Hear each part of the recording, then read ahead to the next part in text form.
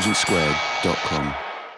Let's now move on with the last voice for the motion, Daniel Hannan, who is writer and journalist, Conservative MEP for South East England since 1999.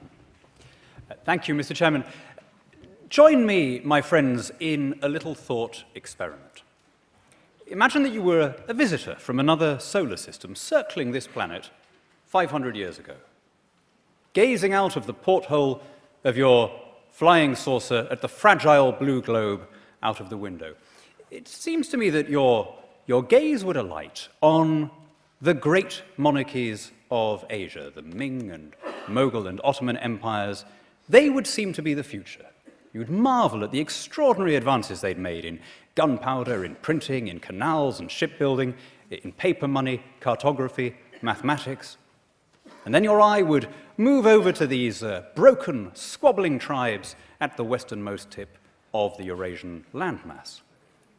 You would not put any money, let me suggest, on Europe being the dominant civilization of the next 500 years.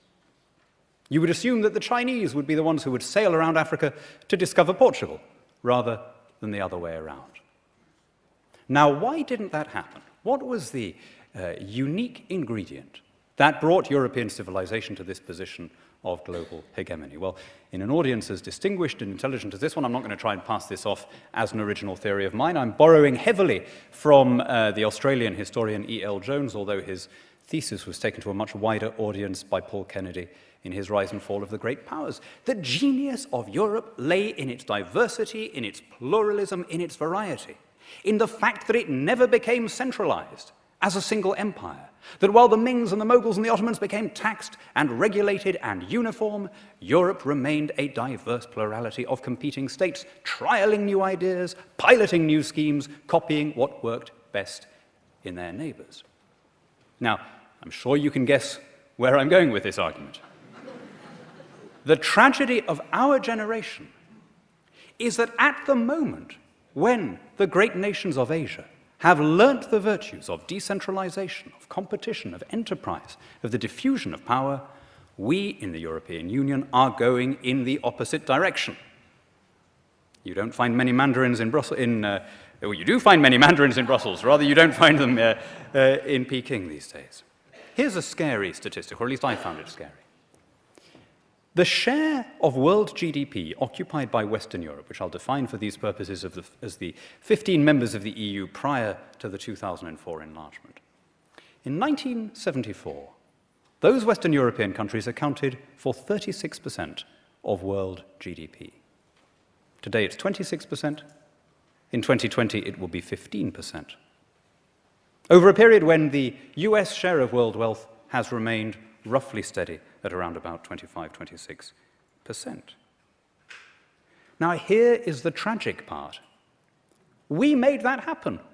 And when I say we, I mean you, this being a basically British and German audience. We're the mugs who have paid for the whole thing, for this weakening, this debilitation of our international position. Until the late 1990s, there were only two countries which were net contributors to the EU budget. The United Kingdom in second place, and always overwhelmingly the biggest donor, West Germany, and then the United Germany. Now, why does that happen? Well, the question of why Britain became such a mug requires a longer debate than this one. There's a whole issue of how public opinion isn't reflected on European policy. The real pathos is in Germany's willingness to sign the checks, because it was done from the highest, most selfless, most unsordid of motives. What Michael Sturmer referred to as not allowing the demons to arise again, and so on. I don't for a moment disparage the purity or the sincerity of that motivation. I appreciate, of course, the extraordinary achievement that Adenauer and his generation carried off, taking a country that was bankrupted, its infrastructure degraded, foreign troops occupied on its soil and partitioned, and putting it on a path to become the most prosperous country and a trusted country and a welcome partner in Europe. I don't for a moment suggest that that argument is ignoble or selfish. It is simply out of date. It doesn't mean anything anymore. For a long time, there was this unspoken appeal. You have to sign the checks because of historical obligation. We had it referred to elliptically by a couple of speakers now. We don't want to return to nasty history. My friends, it has to remain unspoken because the moment you vocalize it, its utter absurdity becomes apparent. When you spell it out, we have to give money to the Greek government because otherwise we might find ourselves at war with Poland, you realize what a risible proposition that is. And fortunately, the people of Germany have seen through the racket. They understand that when we talk about helping Greece, helping Portugal, we are doing nothing of the kind.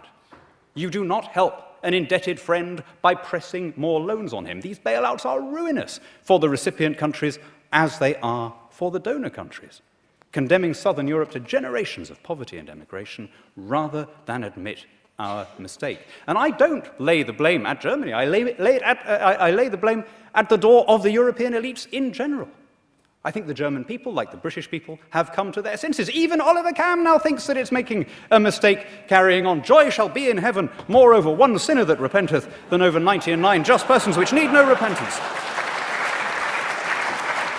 That we have reached that point, and we as British people should be delighted by the normalization of German patriotism, by the regularization of Germany's relations as an international partner, as a liberal democracy. So I'm going to do something in closing that perhaps no bien-pensant Euro integrationist does, but that I think needs to be done. I'm going to salute the return to German patriotism. Patriotism doesn't mean you look down on other countries.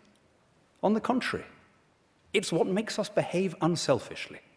It's what makes us recognize an obligation to our immediate neighbors. I salute what the German flag stands for, that flag that was first flown by the national liberals of the 1848 revolution, who understood, those high-minded progressive men, that the future of Europe would be best served if democracies collaborated one with another, living together as friendly neighbors rather than bickering as quarreling tenants. They understood that democracy is not simply a periodic right to mark a cross on a ballot paper. That democracy depends also on an affinity between government and governed, a sense of common identity, of allegiance, of nationhood. You need a demos, a unit with which we identify when we use the word we. We have that sense as Britons, as Germans, as Portuguese. We do not have it as Europeans. And when you take the demos out of democracy, you're left only with the kratos, with the power of a system that must compel by force of law what it dare not ask in the name of civic patriotism. Let me close with the words of a true German liberal and democrat, the great liberal economist Wilhelm Röpke, one of the first of his countrymen to see through the Nazi barbarism, and one of the first of his countrymen, one of the first Europeans in the late 1940s to see the flaw in the European project. He said, in antiquity, Strabo spoke of the many shapes of Europe. Montesquieu was to describe Europe as a nation des nations. Decentralization is of the essence of the spirit of Europe.